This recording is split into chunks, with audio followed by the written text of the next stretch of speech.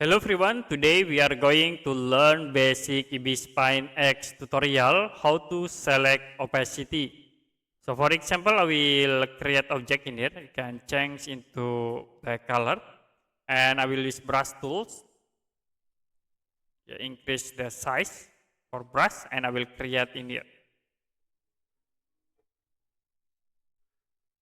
Now, if you want to select opacity in this layer, you can go to selection menu and then click select opacity.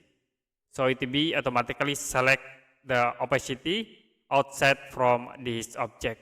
You can draw again with brush, like I will set the color into the red color, and if you draw, it will create the objects inside the black color like this.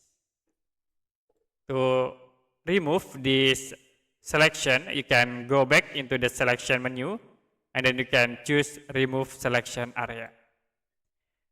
Okay, that's it for a basic Ibis Spine X tutorial how to use select opacity. If you have any question about tutorial, you can comment below this video.